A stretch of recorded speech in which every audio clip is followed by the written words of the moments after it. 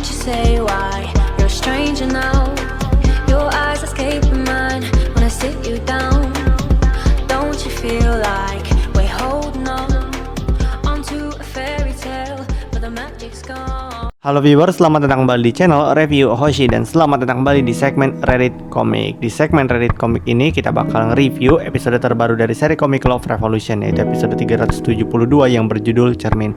Gua nggak tahu ini video bakal diupload kapan. Sebenarnya sewajarnya harusnya diupload sebelum episode 373 keluar kan. Tapi gua nggak tahu juga. Kalau misalkan episode ini keluar setelah episode 373 keluar ya udah ya kalian tinggal pilih mau nonton atau enggak. Yang pasti di episode ini ya gue bakal mencoba untuk memberitahukan seperti biasa kayak Reddit komik sebelumnya, pendapat gue dan opini gue mengenai apa sih yang ada di episode kali ini. Dan menurut gue ini kan bukan first impression gue ya, jadi gue udah baca sebelumnya di episode 372 yang berjudul Cermin ini ada beberapa poin-poin penting yang menurut gue bisa kita petik dan bisa kita pelajari sama juga gitu. Kan seperti yang kalian tahu, Love Revolution ini juga walaupun cuma fiktif dan hanya berupa komik semata, tapi menurut gue banyak banget pelajaran yang bisa kalian ambil untuk hubungan-hubungan kalian di luar sana. Walaupun gue sendiri emang nggak berhubungan juga sih sebenarnya, tapi ya udah lah ya, biar kelihatan keren aja gitu, biar kelihatan bijak. Jadi tanpa basa-basi lagi langsung aja kita langsung coba lihat di panel pertama. Seperti yang kita tahu di episode kemarin kan ditutup dengan adanya conversation antara An Kyung-min dan juga Lee Kyung-wo, dimana An Kyung-min tuh jadi nggak ngomong secara langsung walaupun berhadapan, tapi lewat chat, karena di situ kan di kelas kan rame, nggak mungkin mereka langsung ngomong masalah sepenting ini dengan langsung ngomong gitu, nanti kedengeran yang lain, makanya dia pakai lewat chat, meta chat ya. Jadi kayak kata An Kyung-min kan kayak dia kan nggak tahu, kan kau yang bertingkah macam-macam, kenapa aku yang harus takut?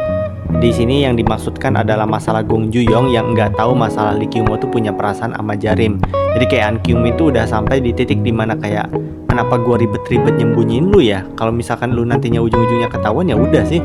Toh memang bukan ada hubungannya sama gua juga kan. Gua udah berusaha semaksimal mungkin gitu. Kalau misalkan lu yang lewatin limit lagi ya itu konsekuensi lu gitu. Jadi kasarnya An Kyung-min di sini udah capek lah ya sama Lee Kyung-wo gitu, dengan segala apa ya, ketidakprofesionalan Lee Kyung-wo gitu dalam menjaga tingkah lakunya yang kentara banget, punya rasa sama Jarim. Terus kata An Kyung-min di hatinya gini, nggak tahu biarpun semuanya terbongkar, syukur-syukur kalau bisa berakhir dengan satu tamparan, kata An Kyung-min. Dia tuh ekspresinya yang menyebalkan, nggak habis pikir sialan, haha. Terus si An Kyung-min ngechat lagi, betul kan? Lagi-lagi kentara. Kalau kau begitu nanti kau adukan pada Gong Ju-yong, asal tahu saja, kata An Kyung-min. Udah mulai ngancem kan An Kyung-min. Apanya yang kentara, kata Kyung-wo? Bahwa kau suka Wang Jarim, jangan jadi lebih atau kurang dari yang sudah ku tahu, oke? Kau gila, kata Lee Kyung-wo. Terus kata si Lee Kyung-wo, si Lee Kyung-wo langsung natap si Lee Kyung-wo, si An Kyung-min langsung natap Lee Kyung-wo dan langsung balas chat lagi kayak, kau tak bisa melihat kelakuanmu dengan objektif, ha? Misalnya Go Jin So, bocah itu. Bagi yang nggak tahu, Go Jin So itu nih termasuk karakter baru. Go Jin So ini tuh yang mukanya mirip sama si siapa namanya, yang musuhnya si Kyung-wo tuh, Jo Sung Min, yang anak baru yang baik-baik gitu. Jadi si Go Jin So ini dijadiin perumpamaan gitulah, kayak nih Go Jin So bocah itu jadi akrab dengan Wang Jarim. Lalu semua orang yang mendekati Wang Jarim dia halangi. Apa yang akan kau pikirkan? Kata si An Kyung-min. Jadi si Kyung-min pakai si Go Jin So ini sebagai kayak perumpamaan aja, bahwa kalau misalkan Go Jin So ini tuh dekat sama Wang Jarim, lalu semua orang yang mencoba untuk mendekati Jarim dihalangi oleh dia, apa yang akan kau pikirkan? Si Lee Kyung-wo langsung berdiam, nggak berkutik. Terus ke An Kyung-min langsung nerusin chatnya, apa dia suka Wang Jarim? Tanda tanya. Apa mereka pacaran? Tanda tanya. Dia berusaha keras ingin pacaran dengannya, betul kan? Kata An Kyung-min. Kalau misalkan Lee Kyung-wo melihat tingkah laku dan tindakan-tindakannya selama ini secara objektif gitu. Terus An Kyung-min langsung menghela napas dan langsung masuk. Jadi langsung datang gurunya, dan itu jadi bukan akhir. Jadi si An Kyung-min langsung nutup pembicaranya dengan masih chat ya. Sekarang tingkahmu seperti itu, nggak mikir ya? Dan itu dia akhir dari pembicaraan mereka berdua. Langsung dibuka dengan cover episode 372 yang berjudul Cermin. Apakah maksud cermin ini? Apakah maksudnya bercermin dengan sifat kita? Who knows? Hey Go Jin So, kenapa? Ada apa? Kau sejak dulu dekat dengan anak-anak digital. Kurasa sedang mulai dekat, kata si Go Jinso. Tiba-tiba kenapa? Jadi ini kayak cewek out of nowhere gitu. Hah, sudahlah. Apa? Kenapa? Sudahlah, kau main saja terus dengan mereka. Dia kenapa tiba-tiba jadi dekat dengan anak-anak jurusan digital? Itu dia, nyebelin, aku gak suka penyatuan jurusan. Anak-anak digital berisik banget. Itu dia, cuma kelas kita saja yang anak cybernya gak seberapa. Dan dia pun menempel pada anak digital. Betul-betul jadi anggota gengnya Wang Jarim. Jadi kayak mungkin mereka mungkin ada stigma buruk gitulah sama mungkin gengnya Wang Jarim. Who knows. Dan ini 3/6, kelas 3/6, kelas yang ada Minji dan Shikimori segala. Jadi si Sojin masuk ke kelas tersebut dan sambil muka-muka rada-rada kayak rada-rada licik-licik gitu. Oh iya Yesul, for your information, bagi kalian yang lupa siapa itu Bang Yesul itu tuh mantannya Lee Kyung-ho, oke? Kau dari SMP Samil kan? Kau dekat dengan Wang Jarim? Iya, aku kenal Wang Jarim. Ada apa dengan Wang Jarim? Kata Wori. Dan di sini masih ada Minji nih. Jadi ngomongin Wang Jarim, Minji masih ada di sini. Jadi Sojin emang sengaja mancing obrolan Wang Jarim di depan yang Minji gitu. Jadi kayak agak nyenggol-nyenggol gitu. Yang Minji terlihat di sini mukanya udah mulai khawatir nih. Udah mulai panik kan, takut misalkan rahasia dan kenyataan dari permasalahan dia dengan Wang Jarim terbongkar di sini. Terus kata Sojin gini, barusan aku bertemu dengan Jarim. Kau juga tahu kan Jarim sudah putus? Oh sungguh, aku nggak tahu. Oh nggak tahu, kata Sojin. Kukira Minji sudah memberitahu, sambil mandang Minji dengan kayak ekspresi rada-rada nyindir gitu. Dia putus dengan pacar dan putus pertemanan. Mungkin ini tahun sialnya Jarim. Tahun depan pasti dia hoki banget. Sojin, gurunya sudah datang, kata Wori. Oh iya. Dan langsung si Sojin langsung berangkat. Namun kayak Kimori tuh kayak mandang Sojin dengan kayak berdiam gitu. Kenapa masih berkeliaran? Duduk di meja kalian, kata gurunya. Kau tak apa-apa? Kelihatannya perasaanmu nggak baik. Kau suka yang manis? Jadi si Bang Yesul nawarin coklat gitu, permen coklat ke si Minji. Dia juga sadar rupanya. Dalam hati Minji ngomong, thank you, berkat perbuatan Park Sojin. Tapi Minji, kata si Bang Yesul, apa hari ini kau ada waktu? Ada yang ingin kutanyakan. Langsung kan, Minji mematung setelah Bang Yesul nanyain tentang hal tersebut gitu. Tiba waktunya. Ini masih di dalam hati Minji ya. Ya mereka kan saling kenal, pasti dia penasaran. Tapi apa boleh buat aku memberitahunya? Tanda tanya. Dia baik sih, tapi bisa saja dia memberitahu Wang Jarim. Kalau teman-temannya tahu, pasti rumornya tersebar. Untuk sekarang, apa aku tolak dulu ya? Ini menunjukkan ya seberapa mengerikannya kehidupan yang Minji dan bagaimana mindset yang ia terapkan dalam kehidupannya. Maksud gue gini, kayak si yang Minji tuh hidupnya udah ribet banget lah gitu.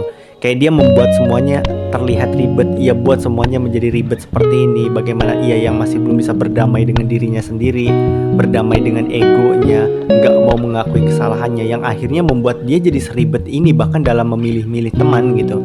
Kayak akhirnya mindsetnya jadi sebusuk ini. Jadi kayak kehidupan pertemanan Minji tuh kayak udah toxic gitu. Kalau nggak dari dia yang merubah mindsetnya segala macam, menurut gue kedepannya Minji nggak bakal jadi orang yang sehat sih. Maksudnya ini bukan hanya tentang lingkungan sekolah ya, tapi lingkungan kedepannya. Mungkin setelah dia bekerja nantinya, Minji nggak bakal jadi orang seperti apa-apa sih. Dia cuma bakal jadi pribadi yang busuk, sumpah. Kau ada sedikit masalah dengan Jarim ya, kata Bang Yesul. Tadinya aku tak ingin bertanya, soalnya kalian berdua terlihat dekat. Karena tak tahu apa-apa, aku tak tahu harus bagaimana kalau ada bahasan tentang kalian. Oh iya, betul, kata Minji. Dia juga pasti sulit untuk pura-pura tidak tahu kan. Kalaupun dia tak percaya, meski sudah mendengarnya terlebih dahulu dariku. Baiklah, nanti ku ceritakan hari ini. Itu berarti dia sama saja dengan yang lain. Terima kasih, nanti ku traktir ya. Kau suka skon? Aku tahu tempat yang enak. Tak usah, iya aku suka, hehe. Dan Kimori agak sedikit menengok. Jadi dia juga memandang curiga dengan apa yang terjadi. Singkat kata si Kimori ngedatengin Sojin. Sojin, tentang Minji yang bertengkar dengan anak-anak, apa dia ada masalah dengan kalian juga? Nggak ada masalah sih, hehe. Lalu kenapa kalian begitu pada Minji? Tak begitu pun, Minji sedang menderita, kata Kimori. Oh, dia bilang menderita. Gila, sama denganku. Dia bilang apa padamu? Sudahlah, anak-anak bilang jangan terlibat dengannya. Jadi si Sojin sama temennya ya. Terus Terus si Kimori kayak masih bingung gitu kan. Terus kata Sojin, oh baiklah, aku nggak akan gitu lagi, bye. Aku hanya frustasi melihatnya. Udah gitu. Ini agak sedikit menakutkan dan sedikit tricky. Walaupun menurut gue ya emang gak harus diurusin lagi. Ini kan juga kata Jarim juga kan untuk nggak musingin yang Minji gitu. Tapi takutnya ini justru malah membuat suatu sedikit kesalahpahaman kecil, tapi justru malah membengkak dan takutnya jadi lebih parah. Tapi ya gue juga gak tahu sih. Sejauh ini ya cara menanggapi Minji ya dengan udah kayak nggak peduli aja, cuek aja gitu sejauh ini ya. Karena mau dinasehatin dan diomongin sampai gimana pun Minji nggak bakal sadar juga gitu, nyapain doang. Di sisi lain ada Jarim yang lewat ke kelasnya Gong Juyong, ngelirik Gong Juyong yang lagi duduk. Terus tiba-tiba dia lihat cewek yang pernah jalan sama Gong Juyong yang sebenarnya nggak ada hubungannya sama sekali, cuma sekelas doang. Terus tiba-tiba si Jarim canggung gitu kan, kayak tiba-tiba pintu kelasnya ditutup. Terus dia langsung ngedeketin cewek yang tadi jalan sama Juyong. Apa hubunganmu dengan Gong Juyong? Tapi yang namanya Wang Jarim gitu kan, kayak aura dan karismanya tuh emang udah dari awalnya emang gelap gitu. Padahal mah nggak ada maksud apa-apa. Hanya teman sekelas.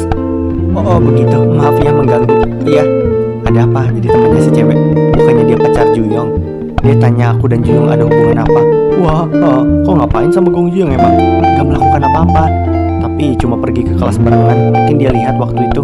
Tapi belakangan ini mereka nggak barengan, sudah putus. Kayaknya begitu. Gong Juyong melarangku berbicara tentang Jarim. Kok suka Gong Juyong? Kok gila, suka apanya? Mantan pacarnya secantik itu bisa-bisa jadi perbandingan. Selain itu, kalau ada di dekat Gong Juyong rasanya nggak nyaman. Mereka yang berantem kenapa bikin orang lain jadi nggak nyaman? Itu dia. Jadi memang ya kayak aura atau vibes dari dua orang ini tuh memang benar-benar cukup mengganggu gitu. Makanya respect lah kalian sama Jinhye ya. Bagaimana dia masih bisa bertahan dan masih bisa setia menemani Minji lagi. Jari maksudnya. Teman-teman cewek kayak gitu tuh menurut gue yang memang harus dijaga gitu. Beri salam, selamat siang Bu. Wah, akhirnya Bel pulang. Kau sedang apa di sini? Menunggu seseorang. Jadi biasa si Jari masih diganggu sama cowok-cowok lah, karena statusnya yang udah baru aja putus sama Juyong membuatnya jadi free agent aja. Kalau di bola free agent gitu. Terus si Juyong notice kan. Jarim juga notice Gong Juyong udah keluar, tapi dua-duanya kayak bukan dua. Gong Juyongnya mencoba untuk cuek dan langsung cabut. Tapi Jarim langsung kayak Juyong. Tapi si cowok di belakangnya kayak hey Wang Jarim, tapi langsung dibalas muka kesel sama Jarim. Jadi Jarim langsung mencoba untuk dekat, walaupun dia kayak ada bayang-bayang dan takut akan ditolak dan apa bener ya yang gue lakukan, kayak gitulah. Mulai ada beberapa perhitungan kecil. Juyong, tunggu. Apa bisa bicara sebentar denganku? Dan dua orang ini ketika lagi ngobrol, di belakangnya masih ada cowok-cowok yang ngelihatin cowok-cowok sebelumnya yang ganggu Jarim, Terus si Juyong langsung ke itu kan, ke matanya langsung ngelihat cowok-cowok di belakangnya. Dan dia jadi ngerasa kayak, terus dia inget kata-katanya Kyungmin juga, cowok-cowok ngerumunin meja Jarim. Terus kayak dia mulai insecure dengan kayak dia yang protektif dengan dengan sifat dan bagaimana dia yang dulu, hingga akhirnya Juyong langsung nolak keras Jarim dengan langsung lepasin tangannya, pergi sana. Dan itu dilihatin sama cowok-cowok di belakangnya ya, penolakan ini. Aku akan berhenti pakai Insta dan semacamnya. Bagaimana supaya kita bisa kembali seperti dulu? Beritahu aku. And then itu dia untuk episode kali ini. Jadi Jarim bahkan sampai memelas-melas seperti itu, kayak mencoba untuk kayak gimana kalau gue gini, gimana kalau gue begitu. Padahal ya memang udah nggak bisa diselamatkan, karena bukannya nggak bisa diselamatkan, maksudnya effort yang bisa dilakukan Jarim tuh bakal ujung-ujungnya serba salah. Apa yang dilakukan Jarim menurut gue sejauh ini bakal cuma membuat Juyong makin kesel dan makin menyadari gitu seberapa menyedihkannya Juyong gitu. Serba salah kan, memang kayak nggak ada cara aja gitu, kayak ngelakuin ini salah, ngelakuin itu salah gitu. Jadi yang bisa dilakukan oleh orang-orang di sekitarnya Gong Juyong adalah ya cuma keep support dan ya kasih nasihat tipis-tipis, tapi tentunya jangan maksa. Jadi ya itu aja sih menurut gua di episode kali ini. Kayak Jarim yang mencoba untuk ngomong bahwa apa gua berhenti main Insta aja nih biar kita bisa kembali seperti dulu. Itu pun gak menjamin hubungan mereka bakal selesai kalau Juyong emang masih belum bisa berdamai dan menyelesaikan masalah yang dia punya. Oke viewers, kurang lebihnya segitu aja untuk Reddit Komik episode kali ini. Apakah mirror ini berarti bercermin atau apa? Who knows juga, gue juga nggak tahu. Tapi ya oke, itu dia. See you to the next video. Balik lagi, gue nggak tahu ini bakal di-up kapan. Tapi apapun itu ya bakal gue tetap upload. Mau ini jeda seminggu juga, nggak lah ya. Harusnya sekarang, hari ini malam hari atau besok pagi harusnya udah di-upload. Ya insya Allah aja lah ya. Oke viewers, bye-bye.